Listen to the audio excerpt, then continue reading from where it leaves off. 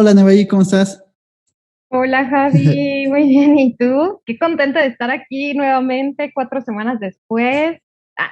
Ya sé. Acá estoy pensando que estos videos van a salir por ahí por Navidad. Entonces, felices fiestas a todos.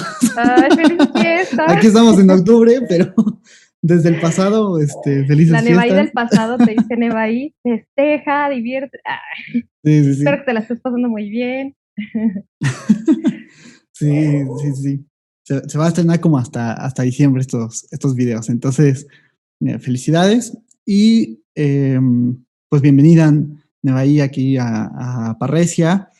Venimos hablando como de temas que me parecen muy interesantes, o sea, hablábamos como de este pico que tenemos a los 30 años y a raíz de eso un deterioro, un poco de qué es la neuropsicología, de los accidentes cerebrovasculares, los tumores, ¿no? El síndrome de Tourette y otras afecciones, ¿no?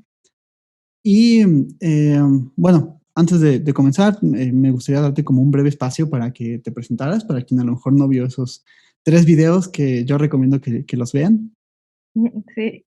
Y si ya lo vieron 3 veces, pues otra vez me voy a presentar una cuarta vez. Ya se aprendieron mi nombre, que está bien raro. Es Mi reforzamiento. nombre es Nevaí Flores. Soy psicóloga como Javi, nos conocimos ahí en la universidad y ya después tomé el camino de hacia el lado oscuro. Estábamos haciendo esa broma en los otros videos porque soy neuropsicóloga, es decir, que me especialicé en el estudio del cerebro tal cual y su relación con la conducta cognitiva, que es cómo ponemos atención a las cosas, cómo las memorizamos, cómo es que producimos lenguaje, cómo son nuestros movimientos intencionados, ¿no? Cómo es que se producen, cómo es que percibimos las cosas, eh, cómo es que llegan en nuestros sentidos y nosotros le damos un sentido, ¿no? Nuevamente utilizo esa palabra, para entender nuestro mundo. Entonces, eso hace la neuropsicología y se enfoca muchísimo en atender a personas que han tenido accidentes, un daño cerebral adquirido, y los procesos que se necesitan para volver para rehabilitarlo en su vida cotidiana. Ujú. Nuestro fin último sería con la estimulación, la rehabilitación o la corrección, en el caso de los niños, pues que se vuelvan independientes y funcionales en la etapa que les corresponde. Claro. Ujú. Y, por ejemplo, hablamos de todas estas patologías, decías que había algunas que son adquiridas y otras que ya vienen como de nacimiento, ¿no? Este, Y creo que una enfermedad que nos estábamos dejando en el tintero es el Alzheimer, que es tan famoso o tan conocido por mucha gente. ¿Qué nos podrías decir del Alzheimer? Bueno, lo primero que les quiero comentar a todos es que, pues el Alzheimer es un tema que está preocupando bastante, bastante, bastante, porque o sea, un porcentaje significativo de la población está desarrollando Alzheimer. Y entonces mucha de la ciencia, de hecho, CONACYT está dando apoyos importantes para toda la investigación que se está generando alrededor del Alzheimer, por qué te da el Alzheimer, cuáles son estos factores em, que te predisponen al Alzheimer, cómo podemos, ¿cómo decir? Pues sí se puede decir prevenirlo, eh, pero algo que sí les quiero decir es que una vez que te da, no se puede detener, o sea, este proceso, no sabemos cómo hacerlo, pero lo que sí podemos hacer es dar estimulación como para retrasar el declive tan pronunciado que podría existir cuando tienes Alzheimer. Pero pues sí, ha habido mucha intención, motivación de tratar de comprender. Y también, pues todos sabemos que la pirámide poblacional está cambiando y que habemos ahora más gente adulta y pues de esta gente adulta ha habido menos nacimientos, por lo tanto, pues va a ser una población adulta mayor, grande y, y qué mejor que empezar a hacer cosas ahorita que puedan, pues sí, prevenir que se desarrollen estos trastornos neurocognitivos, así se llama, ¿no? Este decaimiento cognitivo generalizado fuerte que sucede con las demencias. O sea, ¿es algo que se puede prevenir, el Alzheimer? Sí, es, ¿cómo decirte? En otros, en el segundo programa me parece que hablamos al respecto. Yo les decía que, a ver, les explico un poquito de qué pasa con el Alzheimer. Ujú, Resulta que tenemos una producción de una proteína que se llama beta amiloide. Esta proteína la tenemos en el cerebro, pero con las personas en Alzheimer hay una sobreproducción y se van generando como unos parchecitos de esta proteína porque no la podemos desechar. O sea, naturalmente se trabaja con esta proteína, pero cuando hay una sobreproducción, pues hay demasiada y no se puede desechar. Y lo que pasa es que se van haciendo estos parches que les decía, que le llamamos parches neuríticos, y se van pegando sobre todo en la parte del hipocampo, que es esta zona cerebral, esta estructura, que de hecho se parece a un caballito de mar, por eso le pusieron hipocampo, ujú. que tiene que ver con la memoria. Y cuando son demasiados parches, son tóxicos estos parches y empiezan a matar a las neuronas. Aunado a esto, hay unas cosas que se llaman la proteína tau, que tiene que ver con, hagan de cuenta como, ¿cómo les explico? Como los popotes que le dan estructura a las neuronas, y entonces empieza a haber un problema con esta proteína tau de tal manera que se empieza a deshacer la neurona, o sea, se le empiezan a salir como estas estructuras, estos como palitos que la sostienen, y se deshacen y se mueren. Entonces, pues bueno, ¿no? Estamos teniendo ya una sobreproducción de esta proteína, se empiezan a morir de manera pues extraña, patológica las neuronas de esa zona, sobre todo del hipocampo, y entonces empezamos a perder la memoria. Y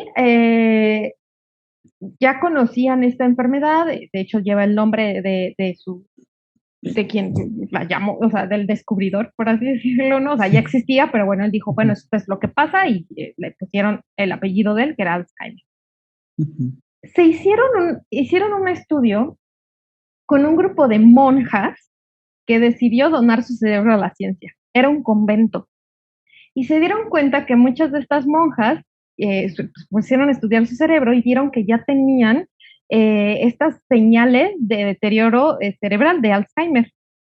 Y entonces dijeron, qué raro, ¿por qué si estas monjas ya tenían ese deterioro, ese daño cerebral, por qué es que seguían manteniendo un nivel funcional independiente y cognitivo aparentemente normal?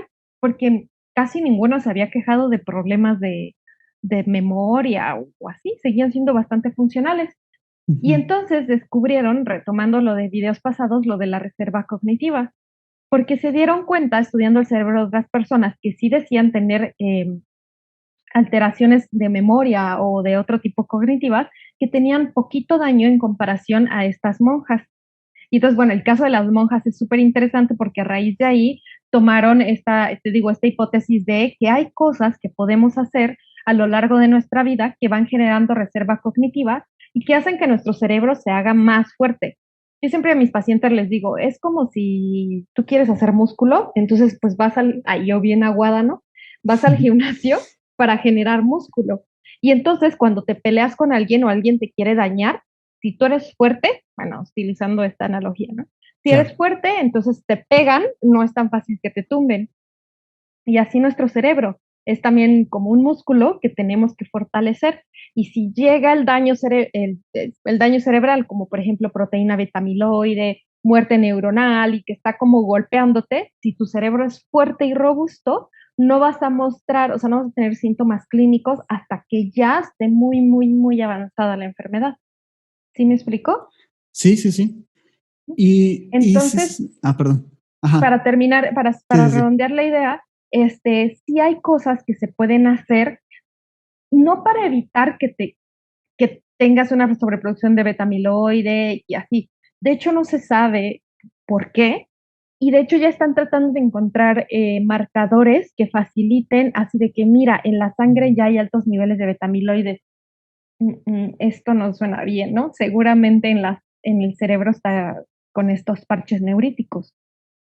Pero a pesar de eso, tú puedes hacer muchas cosas durante tu vida para aumentar la reserva cognitiva y evitar que, aunque ya tengas daño y sea pues inevitable que sigas acumulando, porque no podemos pararlo, pues sí vas retrasando estos síntomas clínicos, ¿no? Y que tú te sientas, o sea, que ya empieces a decir, ay, ya se me olvidan las cosas, o que tu familiar, ¿no? Ay, es que mira, ya se le está olvidando. Entonces, Ujú. pues bueno, el cerebro es mágico, te vuelvo a comentar. Cómo hay gente que tiene daño y no lo manifiesta, y hay gente que tiene poquito y lo manifiesta mucho. Pues por eso parece ser que es la Mm. reserva cognitiva. Justo eso te iba a preguntar, ¿no? Como el por qué se produce en exceso esta proteína betamiloide. O sea, No se sabe. ¿hay como hipótesis o...? Mira, te cuento el caso de mi tesis de licenciatura. Yo trabajé con síndrome de Down, y síndrome de Down está siendo ahorita como foco de atención porque resulta que ellos a partir de los 30 años, otra vez te digo que ahí es Los casi el 30 100, años están... sí, ay, es cuando empiezan a tener ya la mayoría de ellos ya parches, son una gran cantidad de parches neuríticos. Ujú. Resulta que en el cromosoma 21, ven que hay un par de cromosomas en el 21, ellos tienen tres, por eso se llama trisomía 21 y le dieron el nombre de síndrome de Down. Ujú. Cuando se generan tres, empezaron a ver que, bueno, más bien, hay tres cromosomas, tienen el síndrome, nacen con esas características físicas, ¿no? Que son como muy características de ellos. O sea, tú ves a alguien con esas características y sabes que tiene síndrome de Down. Claro. Y ahora que su esperanza de vida ha aumentado, o sea, ya vemos personas con síndrome de Down con canas, que además antes no veías a ninguna, o sea, no envejecían porque Claro. morían antes. Y ahora con ya la calidad de vida ha aumentado para ellos, también las intervenciones quirúrgicas a corazón, porque ellos sufren mucho el corazón, han sido mejores, entonces cada vez pues pueden vivir más y más años. Pero se dieron cuenta de esto, que la mayoría, hay hasta autores que dicen que el 100% de las personas que pasan 60 años les da Alzheimer. Entonces es como muy característico del síndrome de Down. Y entonces se pusieron, dijeron, a ver, algo está pasando con el síndrome de Down que está facilitando que haya Alzheimer. Pero entonces tendrías que ser con el cromosoma 21, porque ellos es justamente lo que tienen extra. Y sí, o sea, hay un gen en el cromosoma 21 que es la que Mm. produce amiloide. Y en ellos, al haber tres, pues hay sobreproducción. O sea, que se genera esta sobreproducción a causa genética. Ajá. En ellos, porque hay tres, no sé si me explico en Sí, esa sí, sí, parte, sí. Sí, sí, sí. y se dieron cuenta que tiene que ver con el cromosoma 21. O sea que en las personas que no tienen síndrome de Down, pero que empiezan a tener Alzheimer, seguramente hay un problema en el par 21 cromosomal. Pero, ¿por qué? ¿Por qué se desencadena? ¿Por qué empiezan a producir más de lo habitual? ¿Por qué no se puede desechar? ¿Por qué? No se sabe. Y me decías antes de comenzar a grabar que tenía una fuerte carga hereditaria. Sí. Es Ujú. decir, ¿Cómo mis es eso? queridos escuchas, que si tienen abuelitos que fueron diagnosticados con Alzheimer, ustedes tienen que cuidar su cerebro pues fuertemente porque tienen una carga genética importante para esta sobreproducción. Ujú. De hecho, les recomiendo mucho una película que se llama Siempre Alice, no sé si la has visto. Me suena, pero creo que no. Es el Creo que caso no. de una Ya me mujer muy, olvidé. sí, de una mujer muy joven que empieza a tener estos síntomas, o sea, pero te hablo que tiene igual 50 años. Y normalmente los casos de Alzheimer es a partir de 60, 70 años, cuando el cerebro ya empieza a deteriorarse, pues es como más notorio que ya hay daño. Entonces, bueno, ella es muy joven y empieza a tener problemas de memoria, pero fuertes, ¿no? O sea, al principio se le empieza a olvidar las cositas muy ligeramente, pero después llega hasta no saber dónde está el baño en su casa. Ujú. Entonces se ponen a hacer, va con el neurólogo y así, pues empiezan a sospechar que tiene Alzheimer, pero no les cuadra porque es muy joven. Entonces hay un tipo de Alzheimer que se manifiesta de edades muy tempranas. Y ese tipo de Alzheimer sí se puede ver a partir de un estudio genético. Y entonces, ya no, bueno, les cuento hasta aquí que la familia decide hacerse el estudio genético para ver quién de los hijos lo tenía. Y bueno, ya no les digo, ¿no? Pero qué fuerte saber, o sea, tú te podrías hacer un estudio genético para saber si tienes estas características cromosómicas que te facilitarían tener pues la alteración patológica, ¿no? Este trastorno Ujú. neurocognitivo. Y yo les digo siempre, ay, creo que a mí no me gustaría saber, ¿no? Como que, Sí, no sé, por un lado sí, para tomar a lo mejor ciertas decisiones, porque pues sabes que te vas a deteriorar. O sea, y sobre todo en esos casos muy tempranos, pues el deterioro es progresivo, progresivo, progresivo y suele ser más como fuerte, ¿no? Entonces, pues sabes que va a llegar un momento en el que pues no reconoces a tus familiares. Hablando un poco de broma, pues en esos momentos tú ya no te das cuenta. Así que pues, ¿no? claro, claro. La Solo es verdad, como al inicio, ¿no? Que empiezan como con estos sí, olvidos pequeños y que van cobrando y sí se dan conciencia cuenta, de que sí estoy olvidando cosas. Sí. sí. Y posteriormente ya no. Son los familiares los Mm, que pues tienen que sobrellevar ya la situación, ¿no? Porque sí es bastante difícil. Y es otra cosa que me gustaría tocar, que, ujú. bueno, no sé si hay alguna pregunta más sobre Alzheimer. No, no, no, si quieres, di esta idea. Sí tengo una Ok, pregunta, pero me esperaré.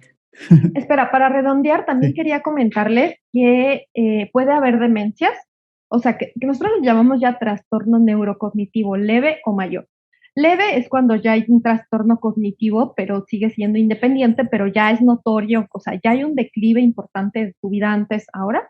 Ujú, Y la mayor es cuando ya, o sea, de que ya no puedes tomar tu medicamento porque se te olvida, entonces alguien más tiene que entrar, o típico de que de repente conozco muchas personas con Alzheimer que se salen y ya no saben regresar. Entonces se pierden y es sumamente angustiante para su familia, ¿no? ujú. Entonces, bueno, quiero comentarles que no solo existe el Alzheimer para ese deterioro, o sea, para una demencia, sino puede haber otras cosas. Por ejemplo, un deterioro frontal, ¿no? Importante. Puede haber, hay una demencia de cuerpos de Lewy, que es otra cosa que te pasa, pero que también tienes finalmente una demencia. Puede haber por VIH. Las personas que tienen VIH ya de un Ah, avanzado ujú. genera demencia también y tienen cuadros parecidos. Aunque estén en ¿Qué más? tratamiento O sea, o... obviamente el Ajá, tratamiento los va llevando, ¿no? Y normalmente pues el deterioro no es tan, tan marcado. pues tan pronunciado, pero sí Mm, hay personas con VIH que pues no han podido manejar muy bien, porque ves que como dices con tu sistema inmunológico, pues ujú. luego se ataca a sí mismo. O luego te puede dar meningitis, ¿no? Que también por meningitis, que es la inflamación de las meninges, lo que recubre al cerebro, también te puede dar. Entonces, no quiero que solo piensen que tienes un trastorno neurocognitivo por Alzheimer. ¿Es el más común? Sí, pero puede haber otros.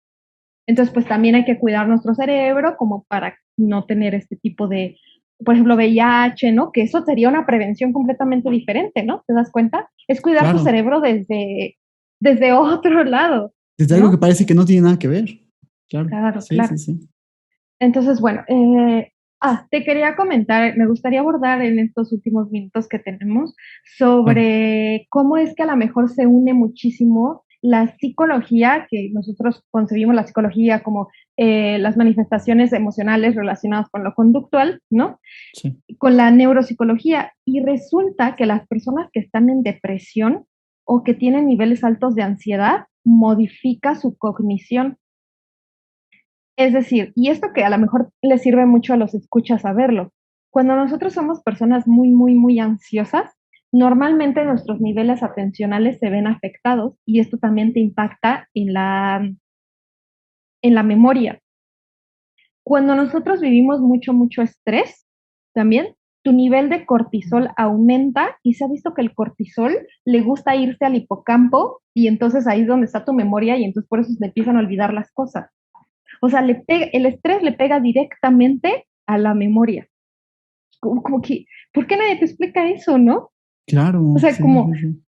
y creo que te pasa y entonces tú estás más, o sea, tienes estrés porque tienes mucho trabajo, por ejemplo, pero entonces te empiezan a olvidar las cosas, entonces te estresas más y entonces empiezas a elevar más tus niveles de cortisol y entonces le va a tu hipocampo y te afecta más y, ¿no? Como, Claro. entonces, pues bueno, esa es la importancia de manejar el estrés. Que, por ejemplo, nosotros en la neuro no nos metemos para nada en eso. Yo lo que hago es canalizar Mm, y ujú. entonces mando a terapias cognitivo-conductuales para que les enseñen que ese es como lo que conocemos que esa terapia funciona muy bien para el manejo del estrés y la ansiedad, por ejemplo, Ujú. ¿no? Y también tengo pacientes que están súper deprimidos y que uno creería que entonces ya tienen problemas de memoria, ¿no? Con los adultos mayores. Y cuando dan fármacos para manejar la depresión, entonces resulta que su memoria mejora.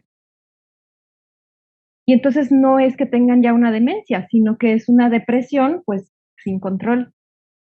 Pero bueno, también entraríamos en otra cuestión que es todo este tabú que existe alrededor de los psicofármacos, que sí son delicados, sí es de importancia, sí es una decisión que hay que tomar porque vienen relacionados con efectos secundarios, pero que también creo que están mucho en el lado como diabólico de, no, o sea, no, ¿cómo me voy a tomar esta pastilla? O al contrario, ¿no? Los empiezan a tomar por cosas que a lo mejor no tienen el diagnóstico como tal de ansiedad o de depresión y los toman porque a lo mejor ellos en su subjetividad piensan que los necesitan y a lo mejor no.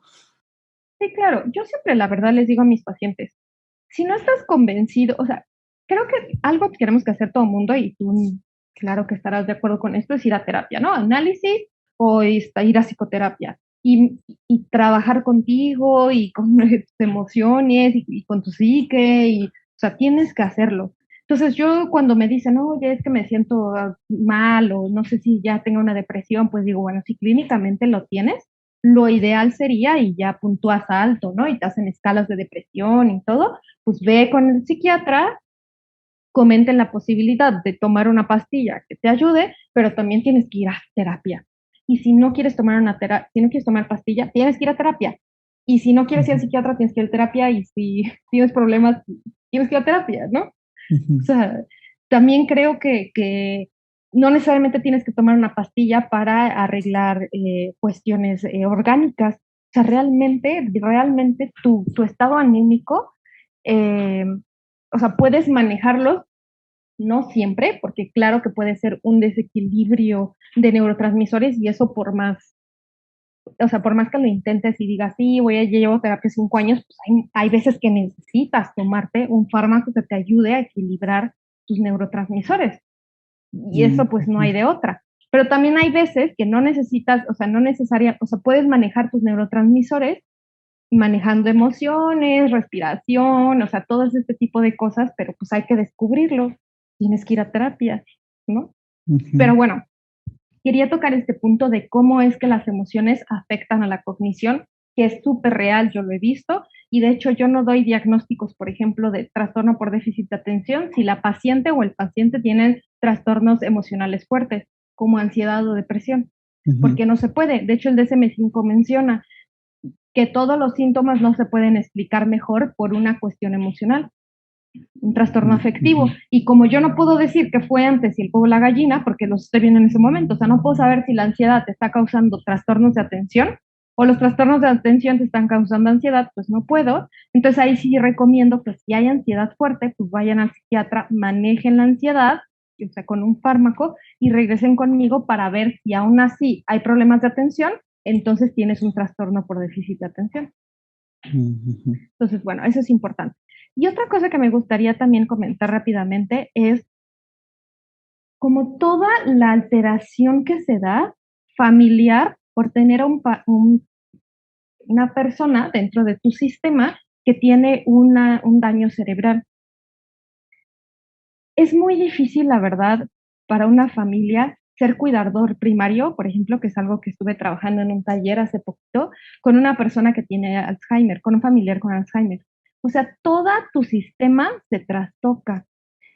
Y me gusta mucho decir que cuando tienen ya un familiar con Alzheimer, la expresión debería ser, ay, ya tenemos problemas de memoria en casa, porque se tiene que trabajar a nivel familiar, porque la única manera de estimular al paciente es que la familia intervenga y apoye en, a ver qué día es hoy, dime qué día es hoy, oye, mira, vamos a leer esto y entonces te voy haciendo preguntas de lo que leímos, o por ejemplo, cuando hay un tumor, no sé qué es algo que hablábamos, ujú. pues la familia también se ve trastocada porque hay que hacer cambios de vida, a lo mejor si ya se vio comprometido el movimiento, pues entonces ya a lo mejor tienes que cambiar la recámara para abajo y a lo mejor ni había recámara, entonces tu sala ya es una recámara.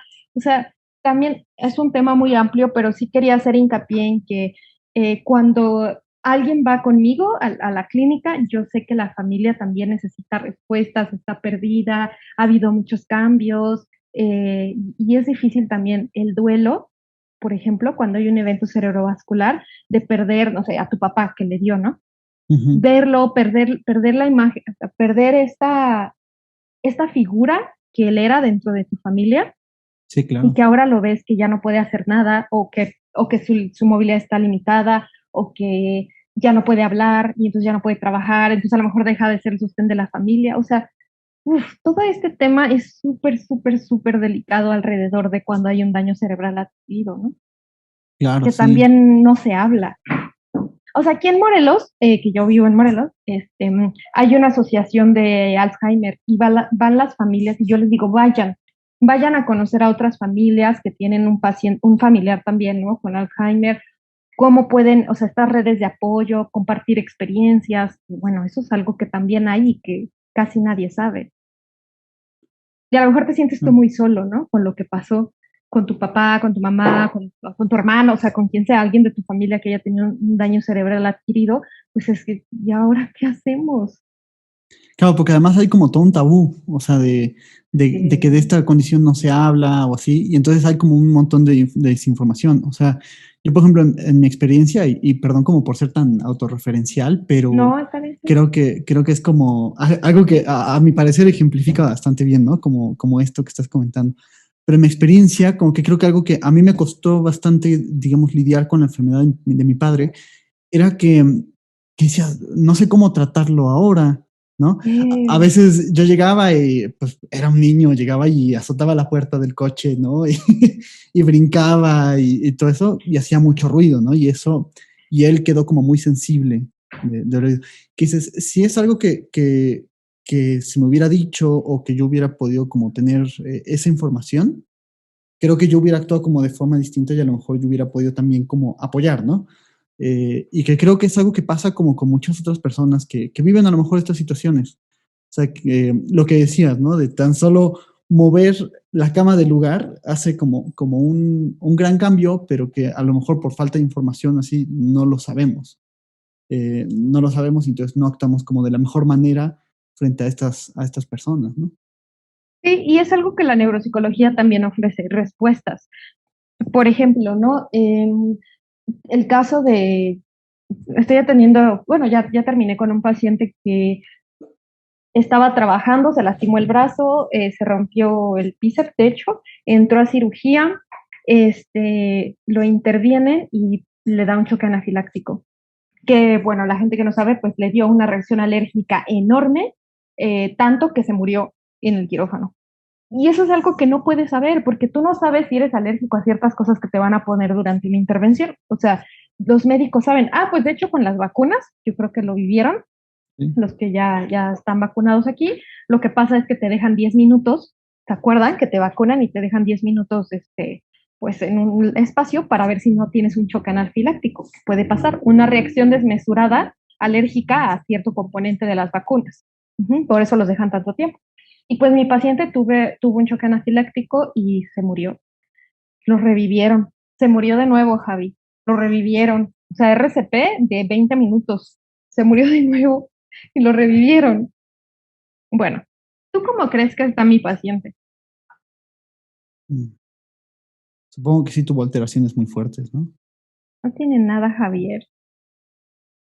Nada. Lo evalué y no tiene nada. Wow. Tiene unas limitaciones ligeritas en visoespacialidad y ya. Por eso les digo que de verdad del cerebro no sabemos nada. Así que bueno, Sí, a mí pero me sorprende, o sea, yo digo, debería haber pasado algo se quedó sin oxígeno así. 20 minutos su cerebro. O sea, Claro, yo no sé cómo está vivo, yo no sé, o sea, yo cuando entregué su reporte así casi lloro de la emoción de que, ¿no? Pero wow. bueno, lo que te quería decir es que en este paciente más bien la familia era al revés, estaba preocupada porque, ¿y si puede hacer esto? ¿Y si puede hacer lo otro? Y no sé, no sé, a lo mejor no vaya a tomar malas decisiones o se le vaya a olvidar esta información, mejor yo le ayudo, mejor yo le digo, mejor. Y entonces cuando yo les di la respuesta, miren, ya hice la evaluación, así lo escaneé todo, le hice de memoria, lenguaje, percepción, visoespacialidad, planeación, todo para ver cómo estaba. Y finalmente les dije, la única alteración que tiene es esto ligero y lo único que le va a afectar es en esto que ni siquiera es significativo. Hay que trabajar en esto. Entonces la familia también fue de, ok, entonces ya lo puedo dejar hablar por teléfono, manejar, no sé, ¿no? O sea, también en eso es Claro. importante que vayamos con un neuropsicólogo para saber qué cosas nuestro familiar puede hacer y qué ¿Y qué cosas cosas? no puede hacer. Porque a veces tendemos a sobreproteger y a veces a lo mejor dejamos manejar al paciente cuando tiene problemas de visoespacialidad y es muy probable que choque y ponga en riesgo a los demás. Pero eso no lo sabes hasta que alguien que ves todas sus habilidades cerebrales te dice, mira, ¿no? Esto sí puede hacer y esto no puede hacer. Como tú dices, ojalá alguien hubiera dado psicoeducación, así se llama, ¿no? Mucho más amplia a tu familia para orientar y que no haya también tanta ansiedad en la familia o sobreprotección o que haya Ujú. accidentes cuando se pueden prevenir. Y cuidar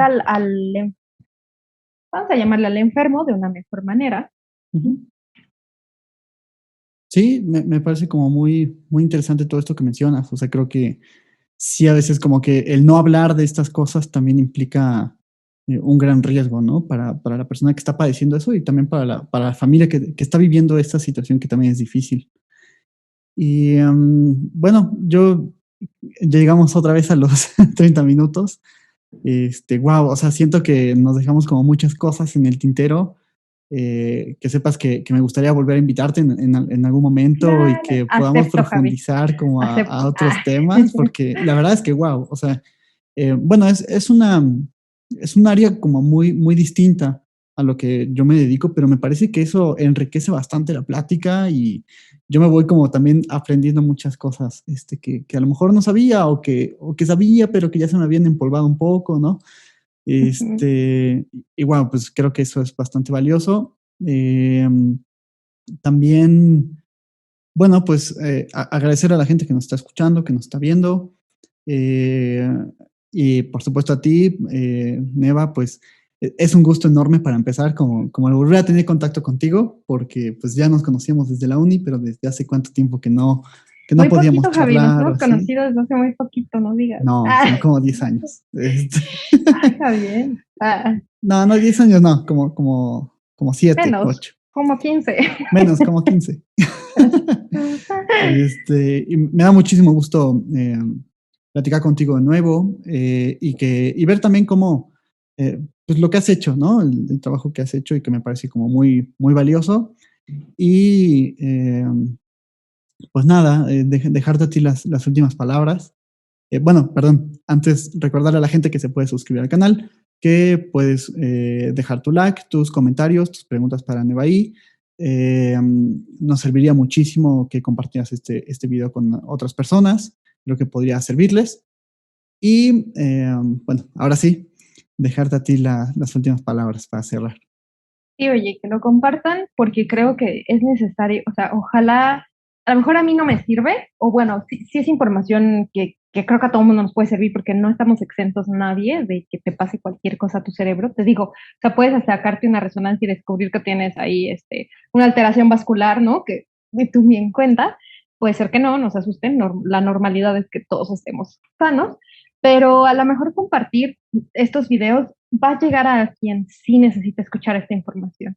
Ojalá. Entonces, pues, apoyen, compartan y sí, denle like, denle la campanita. Y bueno, si me lo permites, están mis Ujú. redes, como Ah, sí, estoy claro. en Centro Blom, ahí en Facebook, en Twitter, en Instagram, así es Centro, y Blom es como de bueno, L-O-M, Blom. Ahí pueden darle like también a la página para que ahí subo material, también hacemos pláticas, también hemos tenido invitados, ¿no? Sobre todo sobre la cuestión cerebral. Dimos un taller apenas sobre envejecimiento saludable y como para cuidadores primarios, para que pues tuvieran estrategias para ayudar a su adulto mayor, a su ser querido, ¿no? Que ya tiene un deterioro cognitivo. Entonces, pues este tipo de información también está ahí en la página por si la necesitan, pues sigan las redes para que pues puedan, si necesitan, bueno, encontrar respuestas. También gracias, Javi, por el espacio. Creo que gracias a ti, pues me siento no sé, te confieso que tengo como te contaba a raíz de lo que me pasó con mi abuelita, como que esta necesidad que a mí, que yo tuve y que quisiera aportar algo, ya sabes, no sé, a la Genial, gente, genial. decirles, saben, estamos aquí, existimos, no sé, escuchen como que, que no están solos, que eso me hubiera gustado a mí y que creo que ahora, no sé, como, no sé si decirlo como obligación, esta motivación más bien, no es mi obligación, ¿no? Es una motivación que tengo. Y también a raíz de que empecé a estudiar neuropsicología, que me di cuenta que casi nadie sabe a lo que nos dedicamos, em, incluso los mismos psicólogos, ¿no? Es algo que no se conoce. Me encantaría, siempre les digo a mis alumnos, estudien neuropsicología, necesitamos más. No tenemos un espacio, no tenemos voz en el sistema de salud público, no existimos ahí. Cuando creo que tú, ahorita que te acerqué un poquito más, creo que coincidirás conmigo que se necesita y Ujú, no hay.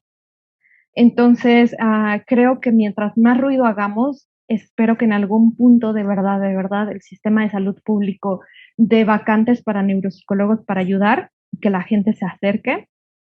Sé que en el ISSSTE me parece que contrataron a un neuropsicólogo, pero no tal cual como un departamento, pero ya por lo menos ahí había una voz. ujú. Entonces, bueno, la única manera que tengo, Javi, es en espacios como los tuyos, en a lo mejor, no sé, que me invita Sandra, que también escuchen su podcast de Nos Hace Humanos, Psicodeanidad, que es otro grupo, ¿no? Que trabaja con, dando talleres y esto, o sea, estos espacios que ustedes nos dan, pues a mí me parecen súper valiosos. Muchas gracias por tu tiempo y tu esfuerzo, te lo digo de corazón. Gracias por invitarme y pues aquí estamos. Ah, y a mí, posdata.